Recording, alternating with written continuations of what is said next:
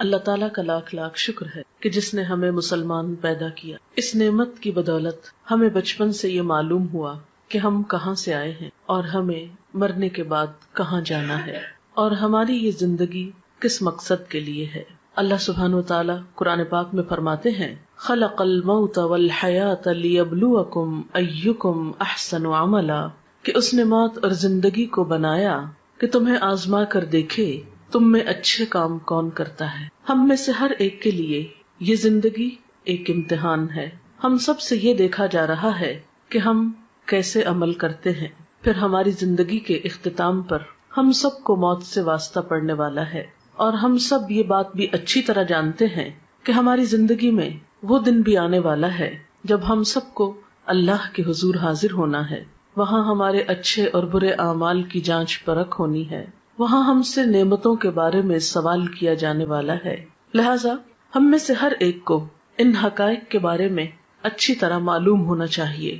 آج کی اس شام جس موضوع پر ہم گفتگو کرنے والے ہیں وہ ہے موت کے بعد کیا ہوتا ہے، اور پھر موت کے بعد کیا چیز ہمیں فائدہ دیتی ہے. تو گویا آج کی گفتگو 2 حصوں پر مشتمل ہے.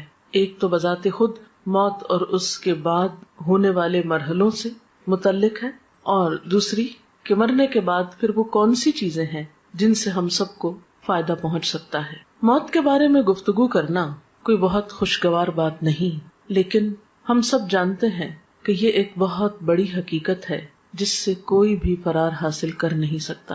یہ ایک ایسا تلخ پیالہ ہے جو ہم میں سے ہر ایک کو پینا ہے. اس لیے عقل مند ہے وہ شخص جو آنے والے وقت سے پہلے اس کے لیے تیاری کر لے اور اچھی طرح جان لے کہ اس پر کیسی کیسی کیفیات گزرنے والی ہیں. قرآن پاک میں اللہ سبحانہ وتعالیٰ فرماتے ہیں کل نفس ذائقۃ الموت، ہر شخص کو موت کا مزہ چکھنا ہے. اور یہ بات 3 بار فرمائی گئی ہے. موت کیا ہے؟ موت زندگی کا اپوزٹ ہے، زندگی کا جوڑا ہے. ہر چیز اپنے جوڑے کے ساتھ مکمل ہوتی ہے. اسی طرح زندگی کا تصور اس وقت تک ادھورا رہتا ہے جب تک کہ موت کا ذکر نہ ہو. انسانی تخلیق کے بارے میں اللہ سبحانہ وتعالیٰ نے فرمایا وَكُنْتُمْ أَمْوَاتًا فَأَحْيَاكُمْ ثُمَّ يُمِيتُكُمْ ثُمَّ يُحْيِيكُمْ ثُمَّ إِلَيْهِ تُرْجَعُونَ. تم مردہ تھے، پھر اس نے تم کو زندہ کیا، پھر وہ تم کو موت دے گا، پھر وہ تم کو زندہ کرے گا، پھر تم اس کی طرف لوٹائے جاؤ گے، پھر تم اسی کی طرف جمع کیے جاؤ گے. ہم کچھ نہ تھے، پھر ہم وجود میں آئے، پھر ایک وقت ہوگا کہ موت آ جائے گی اور ہماری یہ ظاہری ہستی ختم ہو جائے گی، اور پھر ایک وقت آئے گا کہ دوبارہ زندگی ملے گی اور پھر اللہ کی طرف واپسی، حساب کتاب کا وقت. گویا ہر انسان ان 4 مرحلوں سے گزرتا ہے.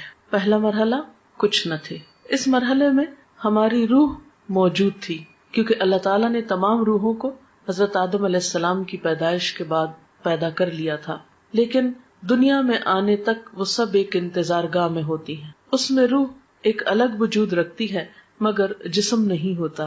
یہ کیفیت بھی موت سے ملتی جلتی ہے جب روح تنہا ہوتی ہے. پھر زندگی جب ملتی ہے تو روح کو جسم مل جاتا ہے. پھر جب موت آتی ہے تو روح جسم سے جدا کر دی جاتی ہے. پھر جب دوبارہ زندگی ملے گی تو جسم اور روح پھر آپس میں مل جائیں گے. تو گویا دوسرے لفظوں میں موت نام ہے جسم اور روح کی جدائی کا، اور زندگی نام ہے دونوں کے ملاپ کا. ہم کچھ نہ تھے، ہم وجود میں آئے، ہماری روح کو جسم ملا، اور جب ہماری زندگی پوری ہو جائے گی، ہمیں دیا ہوا وقت مکمل ہو جائے گا، تو پھر ہم میں سے ہر ایک کو موت کی کیفیت سے لازماً دوچار ہونا ہوگا. وہ وقت بہت اداسی کا وقت ہوتا ہے. جدائی کا وقت تو ویسے بھی خاص زندگی میں ہی کسی سے جدائی ہو وہ ایک تکلیف دہ وقت ہوتا ہے. الگ ہونا، بچھڑنا کوئی خوشگوار بات نہیں. عارضی جدائیاں بھی تکلیف دہ ہوتی ہیں، لیکن کچھ جدائیاں پھر مستقل ہو جاتی اور اس کے بعد دوبارہ اس دنیا میں واپسی کا امکان نہیں. پھر انسان اگلے مرحلے طے کرتا ہے. وہ وقت نہ صرف یہ کہ روحانی طور پر ایک اداسی کا، تکلیف کا وقت ہوتا ہے، بلکہ جسمانی طور پر بھی ایک تکلیف دہ وقت ہوتا ہے. موت کے وقت کی ایک سختی ہوتی ہے، روح کے ساتھ جسم بھی اس تکلیف کو محسوس کرتا ہے. انسان کا بال بال دکھتا ہے. وہ وقت ایک بے ہوشی کا سا وقت ہوتا ہے. قرآن پاک میں سورۃ قاف میں اللہ تعالیٰ فرماتے ہیں وَجَاءَتْ سَكْرَةُ الْمَوْتِ بِالْحَقِّ، اور موت کی بے ہوشی یا موت کی سختی حق لے کر آ پہنچی. یعنی موت کے وقت ایک بے ہوشی کی سی کیفیت اور ایک تکلیف کی سی کیفیت ہوتی ہے.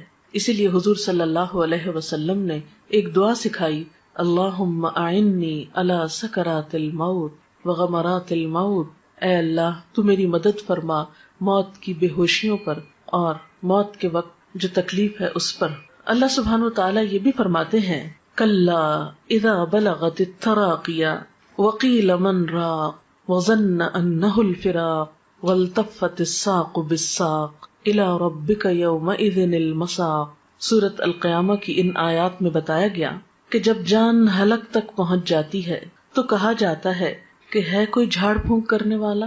آدمی یہ سمجھتا ہے کہ اب دنیا سے جدائی کا وقت آ گیا. اس وقت پنڈلی کے ساتھ پنڈلی مل جاتی ہے، یعنی انسان کی انتہائی بے بسی کی کیفیت ہوتی ہے. نہ کوئی علاج کام آتا ہے، نہ کوئی دم درود کام آتا ہے، اور انسان اپنی روح کو خیر بات کہہ دیتا ہے. حضرت جابر رضی اللہ تعالی عنہ کہتے ہیں، رسول اللہ صلی اللہ علیہ وسلم نے فرمایا، موت کی تمنا نہ کرو، لا تمنوا الموت. جان کنی کی تکلیف بڑی شدید ہے، اور یہ نیک بختی کی علامت ہے کہ اللہ کسی بندے کی عمر لمبی کر دے اور اسے توبہ کی توفیق عطا فرما دے. موت کے بعد جسم ہوتے وہ قبر میں ہوتی ہے، اور روح جو ہوتی علیین سجین میں ہوتی ہے. نیک لوگوں کی روح علیین میں ہوتی ہے جو بلند جگہ ہے، اور بدترین لوگوں کی روح سجین میں ہوتی ہے جو قید خانہ ہے، اور وہاں ان کے ساتھ جو بھی معاملہ ہوتا ہے جزا یا سزا کا. لیکن قبر کے اندر یا جسم جہاں پر بھی ہو ایک لنک اس کا برابر رہتا ہے جس سے جسم بھی تکلیف محسوس کرتا رہتا ہے، خواہ وہ ایک گھڑے کے اندر ہو یا پھیلا ہوا ہو. بالکل ایسے ہی ہے جیسے کروڑوں میل دور سورج ہونے کے باوجود اس کی کرن ہمارے جسم پہ پہنچتی ہے تو ایک کنیکشن ہو جاتا ہے، اور ایک جیسے شعاع آپ کی آنکھ میں اگر ریفلیکٹ ہو کے بھی آتی ہے تو ایک پیئرسنگ افیکٹ ہوتا ہے اس کا. تو اسی طرح قبر میں مردے کو جو عذاب ہوتا ہے یہ قرآن و حدیث سے ثابت ہے. لیکن شہداء کی روحیں جو ہیں وہ جنت میں ہوتی ہیں، ان کو رزق دیا جاتا ہے اور ان کے ساتھ اچھا معاملہ ہوتا ہے. آپ نے فرمایا شہیدوں کی روحیں سبز پرندوں کی شکل میں قندیلوں میں رہتی ہیں جو عرش الہی کے نیچے لٹکی ہوئی ہیں. جب چاہتی ہیں جنت میں سیر کے لیے چلی جاتی ہیں، اور جب چاہتی ہیں واپس آ کے انہیں قندیلوں میں بیٹھ جاتی. یہ مسلم کی روایت ہے. حضرت عبداللہ بن عباس کہتے ہیں کہ آپ صلی اللہ علیہ وسلم نے فرمایا، شہداء جنت کے دروازے پر بہنے والی خوبصورت نہر کے سبز گنبدوں میں ہیں جہاں انہیں صبح شام ان کا رزق دیا جاتا ہے. اس کے بعد یہ کہ قیامت کا دن آتا ہے اور انسان کا حساب کتاب شروع ہوتا ہے. میں اس کی تفصیلات میں نہیں جاؤں گی. میں اپنے لیکچر کا دوسرا اہم ترین حصہ کہ مردے کے لیے پھر ہمیں کیا کرنا چاہیے وہ تو پہنچ گیا جہاں اس کو پہنچنا تھا. ان احادیث کی روشنی میں اور قرآنی آیات کی روشنی میں زیادہ بڑا فرق جو ہے وہ مسلم اور کافر کا ہے، اور ایک چیز بیچ میں منافق کی بھی آتی اور برے اعمال کی بھی آتی. بہرحال قیامت کے دن انسان کی شکلوں صورتوں کو، اس کے مال کو، پراپرٹی کو، جائیداد کو، اس کی ذہانت اور اس کی ڈگریوں کو، سرٹیفکیٹس کو نہیں دیکھا جائے گا. اس کی نیت دیکھی جائے گی، اس کا اخلاق اور اس کے اعمال اور اس کا کردار دیکھا جائے گا کہ اس نے اللہ تعالیٰ کی پسند کے کتنے کام کیے. مثلاً ایک شخص زبان کھولتا ہے اور غلط باتیں کرتا ہے، جھوٹ بولتا ہے، الزام تراشی کرتا ہے اور ساتھ نماز بھی پڑھتا ہے. ایک شخص شہید ہو رہا ہے اور ساتھ والدین کی نافرمانی وہ کرتا ہے. تو کچھ مسلمان ایسے ہوں گے کہ جن کے ملے جلے عمل ہوں گے. اب یہ اللہ تعالیٰ پر ڈپینڈ کرتا ہے کہ وہ کس کے ساتھ کیا معاملہ کرے. دیکھیں نا، آپ انسانوں میں کچھ انسان ہوتے ہیں جو آپ کے دوست ہوتے ہیں، آپ کو معلوم ہے کیسے معاملہ کریں. کچھ دشمن ہوتے ہیں، آپ کو پتا ہے. کچھ بیچ کے لوگ ہوتے ہیں، پھر وہ اللہ کی مرضی جس کیٹیگری میں ان کو رکھے. لیکن بہرحال نبی صلی اللہ علیہ وسلم نے جب صحابہ کرام کے سامنے ان سب باتوں کا ذکر کیا تو صحابہ کرام ایک موقع پر اتنا روئے کہ سب نے اپنے منہ پہ کپڑے ڈال لیے اور سسکیاں لے لے کر روئے. ان سب نے یہ محسوس کیا گویا یہ ساری باتیں ہمارے ہی بارے میں کی گئی ہیں. لیکن جب ہمیں اس طرح کی کوئی بات سنائی جائے تو ہم کہتے ہیں نہیں یہ تو کافر کی بات ہے، منافق کی بات ہے، ہم تو کلمہ پڑھتے ہیں اس لیے ہم پہ کوئی اثر نہیں. لیکن ٹھیک ہے ہم کلمہ پڑھتے ہیں، لیکن یہ بھی دیکھنا چاہیے کہ کلمے کی تصدیق کتنی کرتے ہیں، اس کو سچا کتنا مانتے ہیں، اور اللہ تعالیٰ کو بڑا کتنا مانتے ہیں، اس کی اطاعت کتنی کرتے ہیں.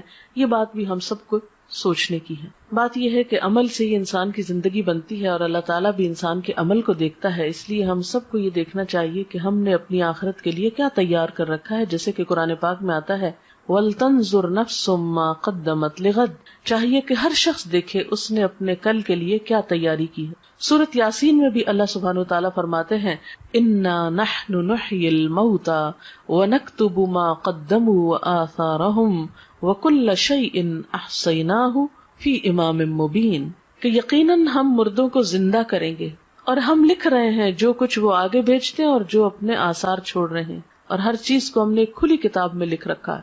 تو گویا ہر انسان کا نامہ اعمال دو چیزوں پر مشتمل ہے، ایک وہ جو اپنی زندگی میں کام کرتا ہے اچھے یا برے، دوسرے وہ جو اس کے بعد اس کے نام پر یا اس کو دیکھ کر لوگ کرتے ہیں. مثلاً اس کے جتنے بھی آثار ہیں، آثار سے مراد نشانیاں ہوتی ہیں، اثر کی جمع ہے. بچے اس کی نشانیاں ہیں، یا اس کا علم اس کی ایک نشانی یا علامت ہے، یا اور اس کے کچھ اچھے اعمال. ایسے اعمال کا اس کو بعد میں بھی بونس ملتا رہتا ہے، اجر ملتا رہتا ہے، لیکن نئے عمل کرنے کا وقت ختم ہو جاتا ہے. اس لیے ہم دیکھتے ہیں کہ نبی صلی اللہ علیہ وسلم نے فرمایا مرنے کے بعد انسان کے اعمال کا سلسلہ منقطع ہو جاتا ہے سوائے تین چیزوں کے جن کا ثواب میت کو پہنچتا رہتا ہے.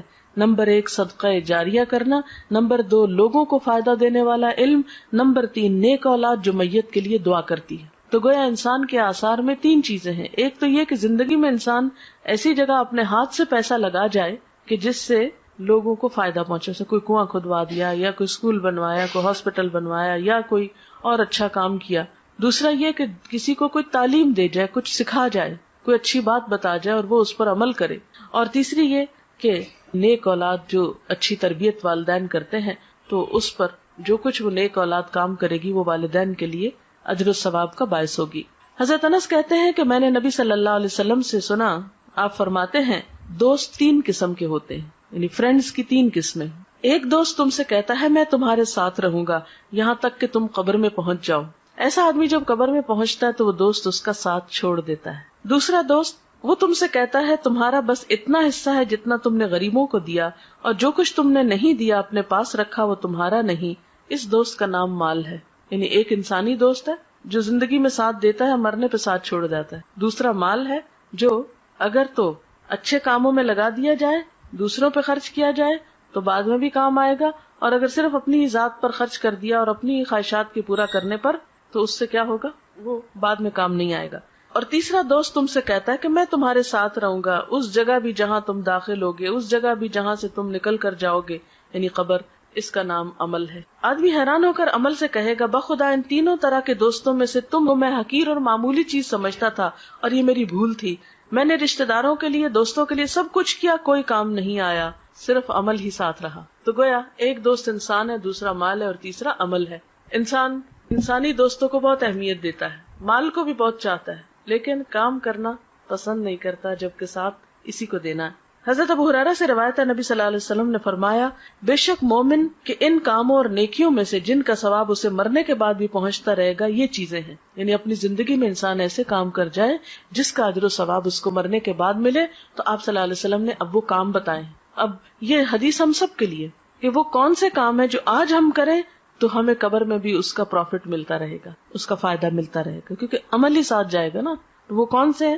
نمبر 1 وہ علم جس کو اس نے سیکھ کر پھیلایا، یعنی خود بھی سیکھا اور دوسروں کو بھی سکھایا یا پھیلایا.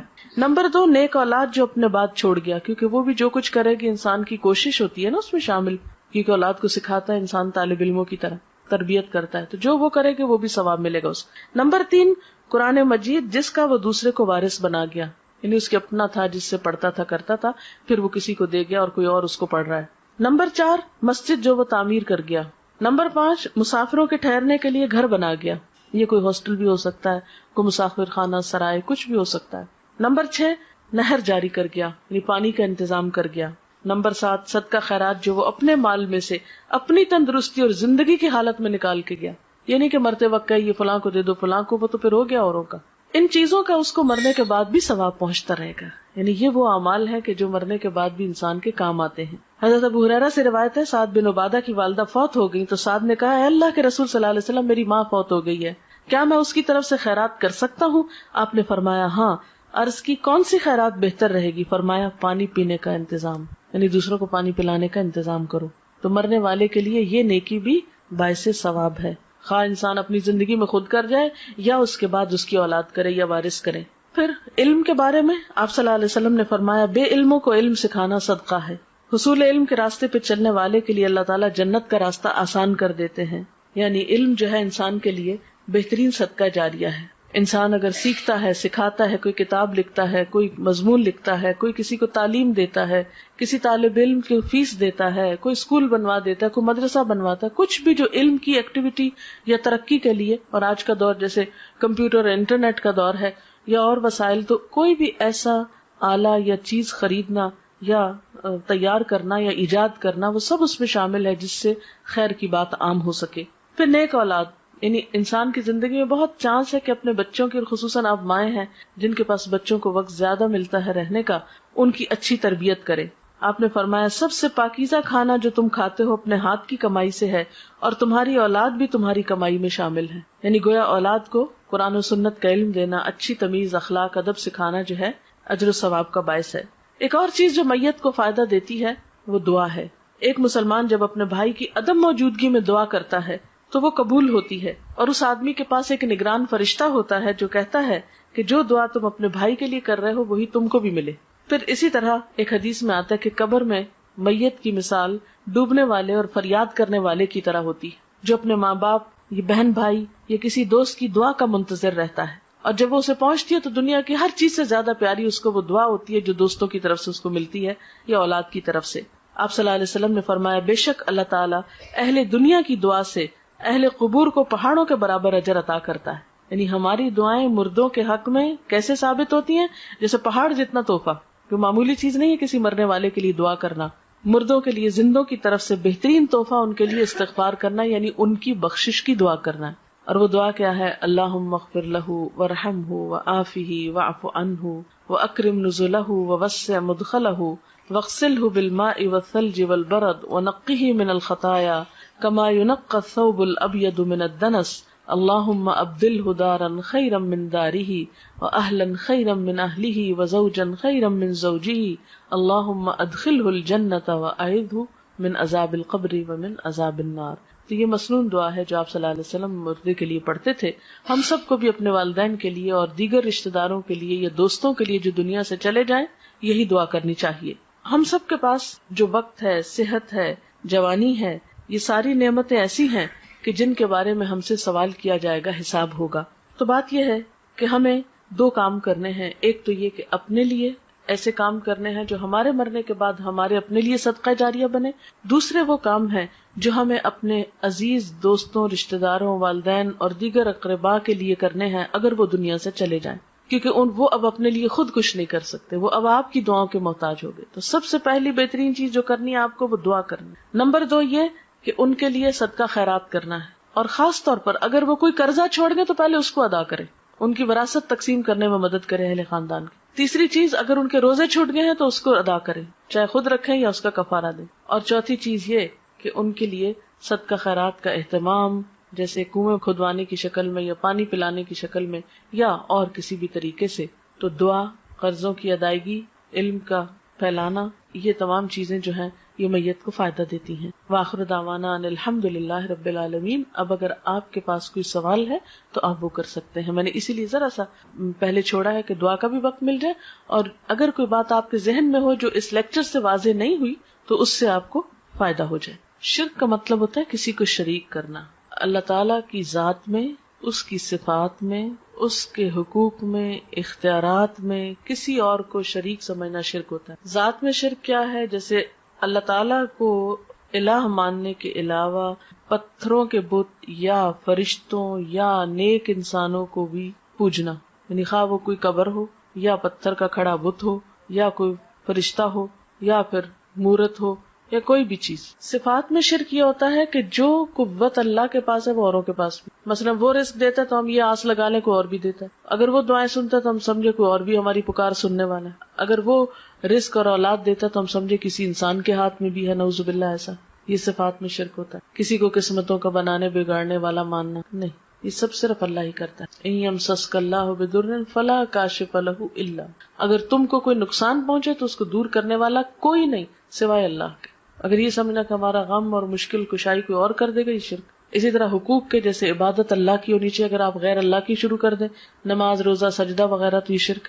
اختیارات یہ کہ جیسے اختیارات اللہ کے اگر کسی اور میں سمجھے تو یہ بھی شرک. سوال ہے میت کے نام پر کھانا پکا کر کسی کو کھلانا یا مسجد میں بھیجنے سے میت کو فائدہ ہے یا نہیں؟ اگر وہ کسی غریب کو آپ کھلا رہے ہیں، کسی ضرورت مند کو دے رہے ہیں، تو انشاءاللہ فائدہ پہنچے گا، یعنی صدقہ اس کے نام پر آپ کر رہے ہیں، اس کو فائدہ پہنچانے کا۔ لیکن اگر وہ پکا کر خود ہی بیٹھ کے کھا لیتے ہیں، جیسے ہمارے یہاں ہوتا ہے کہ تیسرے دن کل کرتے ہیں اور اس میں اچھے اچھے فروٹ کاٹتے ہیں اور وہ سب آئے ہوئے دوست رشتہ دار کھا پی کے گھروں کو چلے جاتے ہیں، پارٹی کا سما ہوتا ہے، تو یہ تو کوئی صدقے کی قسم نہیں ہے۔ یا پھر یہ کہ ہر جمعرات کو ہم اسی طرح کا کام کرتے ہیں، یا 40 دن گزرنے پر ہم دیگ چڑھاتے ہیں اور سب ایک جیسے دعوت ہو رہی ہے سب کی، آئے بیٹھے کچھ اور کھایا پیا اور چلے گئے، تو صدقہ ہے نا، یعنی کسی غریب کو کھلانا، کسی ضرورت مند کو دینا۔ تو میت کے نام پر اگر آپ صدقہ کرنا چاہتے ہیں تو ضرورت مندوں کو دیں، یتیموں کو دیں، بیواؤں کو دیں، مسکینوں کو دیں، یہ صدقہ ہوگا۔ 13 شعبان کو میت کے حوالے سے کوئی چیز قرآن و سنت سے ثابت نہیں ہے۔ اچھا، اب آپ دیکھیں کہ میت کے لیے مثلاً اگر صدقہ کرنا ہے اور آپ کو غریب مسکین کو بھی آپ نے کھانا کھلا دیا تو اور کیا کریں؟ کسی کو پڑھا دیں، کسی بچے کی فیس دے دیں، اور نیت یہ کر لیں کہ اس کا ثواب میت کو پہنچے۔ کوئی اسکول بنوا، آپ دیکھیں ہمارے اسکولوں میں لائٹ نہیں ہوتی، بیٹھنے کو کرسیاں نہیں ہیں بچوں کے، اور اسی طرح عمارت نہیں ہے سر پہ۔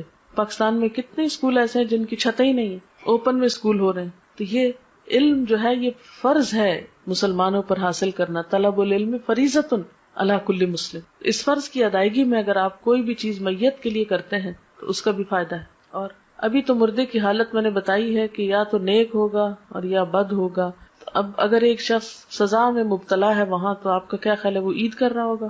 یہ تو عقل کو بھی نہیں لگتی نا بات کی مردہ عید کرے۔ مردوں کی کیا عید؟ نصف شعبان کی کیا کوئی دعا ہے؟ یہ دعا کی کوئی فضیلت ہے؟ دیکھیں کہ آپ صلی اللہ علیہ وسلم سے کوئی ایسی دعا تو ہمیں نہیں پتہ چلتی قرآن و سنت میں کہ جو آپ نے 15 شعبان کو خاص طور پہ مانگی۔ دیکھیے کہ اسلام میں عبادت کا جو تصور ہے وہ یہ ہے کہ بندہ ہر لمحہ اپنے رب کو یاد کرے، یہ ہے عبادت کی روح۔ یہ نہیں کہ آپ سال بھر بھولے رہیں اور ایک دن بس جلدی سے جا کے ہاتھ لگائیں، یاد کر لیں، پھر آ کے واپس بھول جائیں۔ کرسچنس کے اندر تو یہ ہے کہ سنڈے کے سنڈے آپ جا کے خدا کو یاد کر لیں اور باقی دن جو ہے وہ اپنی مرضی کے گزارے۔ اسلام میں کیا ہے؟ فاذکرونی اذکرکم، مجھے یاد کرو میں تم کو یاد کروں گا۔ نبی صلی اللہ علیہ وسلم کا طریقہ کیا ہوتا تھا؟ کان یذکر اللہ فی کل احیان، آپ اللہ کو ہر لمحہ یاد کیا کرتے تھے۔ الذین یذکرون اللہ قیاما وقعودا وعلی جنوبہم، وہ لوگ جو اللہ کا ذکر کرتے رہتے ہیں کھڑے اور بیٹھے اور لیٹے۔ یہ ہے عبادت کا تصور۔ جیسے نماز ہے، دن میں 5 نمازیں فرض ہیں، اس کی پابندی لازم ہے، اس کو نہ پڑھنے پہ سخت پکڑ ہے۔ قیامت کے دن پہلا سوال نماز کے بارے میں ہوگا۔ پھر اس کے بعد سال میں روزے فرض ہیں، وہ اگر رمضان کے بغیر آپ رکھیں گے تو اس کو کوئی فائدہ نہیں، وہ نفل شمار ہوگی۔ ایک روزہ رمضان کا بغیر کسی وجہ کے چھوڑ دینا، اس کے بدلے میں زندگی بھر روزے رکھے تو وہ اجر نہیں ملتا۔ یعنی پوری زندگی آپ روزے رکھیں نا اور ایک چھوڑ دیں رمضان کا روزہ تو وہ برابر نہیں ہو سکتا اجر۔ پھر حج فرض ہے صاحب استطاعت لوگوں پر، اور حج کے لیے دن مقرر ہے، مہینہ مقرر ہے، وقت اور جگہ مقرر ہے۔ اگر اس پہ آپ نہیں پہنچے تو آپ کا حج نہیں ہوا۔ عیدوں کا دن مقرر ہے، زکوٰۃ کے لیے کہ جب آپ کا سال پورا ہو، سال میں کسی بھی وقت جب آپ کا ٹائم پورا آپ دے دیں۔ یہ تو ہے مقرر دن، مقرر وقت، مقرر جگہ، مقرر طریقے۔ باقی کیا ہے؟ ہر وقت اللہ کو یاد کرو، ذکر کرو، توبہ استغفار کرو، تسبیح کرو، صدقہ خیرات کرو، کچھ بھی کرو۔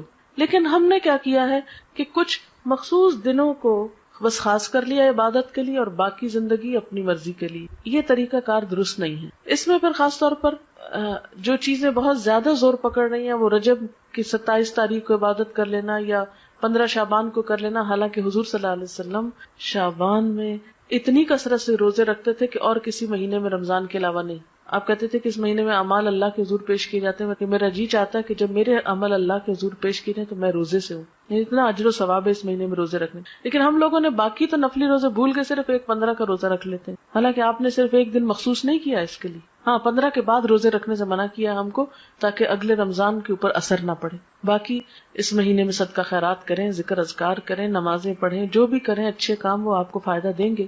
لیکن صرف مخصوص اوقات میں مخصوص طریقے کی مخصوص نماز پڑھ کے فارغ ہو جانا اور پھر فرائض کی بھی پابندی نہ کرنا، یہ بات درست نہیں۔ عورتوں کے قبرستان جانے کے بارے میں یہ کہ پسندیدہ نہیں ہے، کبھی ایک آدھ بار چلا جائے انسان عبرت کے لیے تو اور بات ہے، جیسے حضرت عائشہ سے روایت ہے ایک دفعہ وہ گئی تھی اپنے بھائی کی قبر پر، یا یہ کہ آپ لوگ کہیں بازار سے گزر رہے ہوتے ہیں تو راستے میں قبرستان ہے اور گاڑی گزر رہی تو آپ بھی دعا پڑھ دیں۔ لیکن اسپیشلی قبرستان کے اندر جا کے کسی قبر کے پاس بیٹھ رہنا اور عورتوں کا کثرت سے جانا، اس کو ناپسند کیا گیا ہے۔ کوئی شخص مر گیا اس کے نام پر کھانا پکانا اور فاتحہ پڑھنا کیا درست ہے؟ میں نے بتایا نا ابھی کہ اس کی طرف سے صدقہ کرنے کے لیے آپ کسی غریب کو دے دیجئے اور کسی ضرورت مند کو کھلائیے. آپ اس کے نام پہ صدقہ کر سکتے. نام سے مراد یہ کہ اس کی طرف سے کہ اس کو ثواب پہنچے، صدقہ خیرات آپ کر سکتے ہیں. جی فاتحہ جو ہے یہ تو اپنی ہدایت کی دعا ہوتی. سورۃ الفاتحہ میں کیا ہے؟ ایاک نعبد و ایاک نستعین اہدنا الصراط المستقیم. ہم صرف تیری عبادت کرتے ہیں اور تجھ سے ہی مدد مانگتے ہیں، ہمیں سیدھا راستہ دکھا. تو مردے کو تو ہدایت کی دعا نہیں چاہیے، مردہ تو مر گیا، اس کو تو اب بخشش کی دعا چاہیے. اس لیے اس موقع پر کچھ مخصوص ذکر آپ صلی اللہ علیہ وسلم نے ہمیں نہیں سکھایا. بس نیت کریں، خواہ گھر میں نہیں بھی پکائیں. دیکھیں کتنے لوگ ہیں جو گھر میں کھانا پکا سکتے ہیں. کئی لوگ جو ہے وہ ان میں ہمت نہیں، کوئی بیمار ہے، کوئی مصروف ہے، کوئی کسی کے پاس اتنی وسعت نہیں. تو آپ بے شک راشن دے دیں، آپ پیسہ دے دیں، آپ کسی بھی طرح کسی کی مدد کر دیں. ضروری نہیں کہ پکا کے سامنے رکھ کے پڑھ کے پھر دیں. یہ ہم نے خود رواج نکال لیا ہے. دعا کرنا جو ہے میت کو سب سے زیادہ فائدہ دیتا ہے. دیکھیں ہمارا دعا پہ کچھ خرچ نہیں آتا. اذان سن لیجئے پھر دعا کرتے ہیں. سبحان اللہ وبحمدہ عدد خلقہ ورضا نفسہ وزنۃ عرشہ ومداد کلماتہ. سبحان اللہ العظیم. اللہم صل علی محمد وعلی آل محمد کما صلیت علی ابراہیم وعلی آل ابراہیم انک حمید مجید. اللہم بارک علی محمد وعلی آل محمد کما بارکت علی ابراہیم وعلی آل ابراہیم انک حمید مجید. ربنا آتنا فی الدنیا حسنۃ وفی الآخرۃ حسنۃ وقنا عذاب النار. ربنا لا تزغ قلوبنا بعد اذ ہدیتنا وہب لنا من لدنک رحمہ انک انت الوہاب. ربنا ہب لنا من ازواجنا وذریاتنا قرۃ اعین واجعلنا للمتقین اماما. ربنا لا تؤاخذنا ان نسینا او اخطأنا. ربنا ولا تحمل علينا إصرا كما حملته على الذين من قبلنا. ربنا ولا تحملنا ما لا طاقة لنا به واعف عنا واغفر لنا وارحمنا أنت مولانا فانصرنا على القوم الكافرين. یا اللہ پاک جو کچھ ہم نے پڑھا ہے سنا ہے اپنی رحمت سے اسے قبول فرما. یا اللہ جو باتیں آپ کی مرضی کے مطابق ہوئی ہیں، آپ کو پسند آئی ہیں، ہم سب کو اس پر عمل کی توفیق عطا فرما. اگر کوئی بات بھولے سے زبان سے ایسی نکلی ہے جو آپ کو پسند نہیں آئی تو ہم سب کو اس سے دور کر دے. یا اللہ تو ہمارے گناہوں کو معاف کر دے، ہمیں ہدایت عطا فرما، ہمیں ان کاموں کی توفیق دے جن سے تو راضی ہو جائے. اللہ ہمیں اپنی محبت عطا کر دے، اپنے حبیب محمد صلی اللہ علیہ وسلم کی محبت عطا کر دے، نیک بندوں کی محبت عطا کر دے. یا رب العالمین تو ہمارے گناہوں کو معاف کر دے، ہماری کوتاہیوں سے اور سستی سے درگزر فرما. یا اللہ تو ہمیں اس زندگی میں ان کاموں کی توفیق دے جن سے تو راضی ہو جائے. اللہ ہمارے والدین پر اپنی رحمت فرما. یا رب العالمین ریحانہ اور رخسانہ کی والدہ پر اپنی رحمت فرما، ان کے درجات بلند فرما، ان کو اپنی عافیت میں رکھ، ان کو جنت الفردوس کے اعلیٰ مقام میں جگہ عطا فرما، انہیں آخرت کی بہترین بھلائیاں نصیب فرما، ان کی اولاد کو ان کے لیے صدقہ جاریہ بنا، انہیں بہترین نیک اعمال کی توفیق دے جو ان کی والدہ کے لیے بہترین اجر کا سبب ہوں. یا رب العالمین ہم سب بھی اس رستے کے مسافر ہیں، ہمیں بھی ان کاموں کی توفیق دے جو ہمیں وہاں کام آنے والے ہیں. ہماری موت کی سختی کو ہم پہ آسان کر دینا، نیک فرشتوں سے ہمارا واسطہ ہو. یا اللہ ہمیں قبر کے عذاب سے بچانا. یا اللہ تو ہمارا خاتمہ ایمان پر فرمانا، آخری وقت کلمہ نصیب فرمانا. یا اللہ ہماری اولادوں کو ہماری آنکھوں کی ٹھنڈک بنا، انہیں دنیا اور آخرت میں کامیابی دے. یا اللہ ہمیں نیکی کے کاموں کی توفیق دے، برائیوں سے بچنے کی توفیق عطا کر دے. اپنی ذات پر ہمیں مکمل ایمان اور بھروسہ عطا کر دے. جتنی بہنیں یہاں آئی ہیں سب کا آنا قبول کر، اس گھر پر اپنی خیر و برکت نازل فرما، سب کے دکھ تکلیفیں پریشانیاں دور فرما، ہم سب کو اپنی رحمت سے ڈھانپ لے، ہم سے درگزر فرما. تو ہی ہمارا مولا ہے، ہم سب پر اپنی رحمت فرما. ربنا تقبل منا انک انت السمیع العلیم وتب علینا انک انت التواب الرحیم. وصلی اللہ تعالی علی خیر خلقہ محمد وعلی آلہ واصحابہ واہل بیتہ اجمعین برحمتک یا ارحم الراحمین. الہی آمین. سبحانک اللہم و بحمدک نشہد ان لا الہ الا انت نستغفرک و نتوب الیک۔ رخسانہ، کچھ کیسٹ اور کتاب شاید آپ کو اپنی والدہ کے صدقہ جاریہ کے لیے تقسیم کرنا چاہتی ہیں، اس کے لیے میں آپ کو تھوڑا سا گائیڈ کرنا چاہوں گی کہ جب بھی آپ نماز پڑھیں اور قرآن پاک پڑھیں تو یہ چھوٹی سی دعاؤں کی کتاب ہے، اس کو آپ اپنے پرس میں رکھ لیں، اپنے کہیں بھی قریب رکھ لیں۔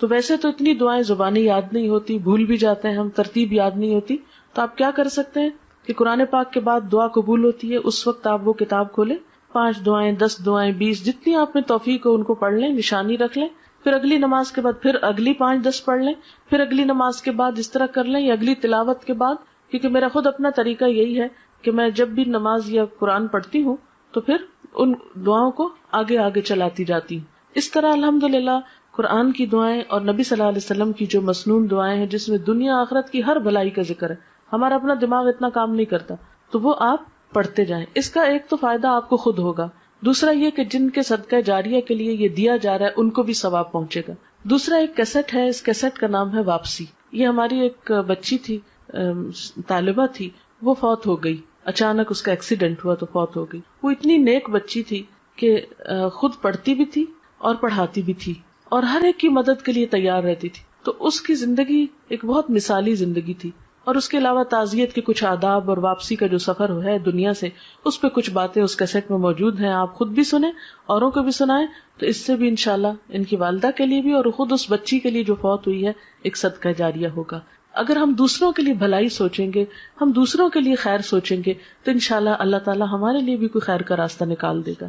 السلام علیکم ورحمۃ اللہ وبرکاتہ۔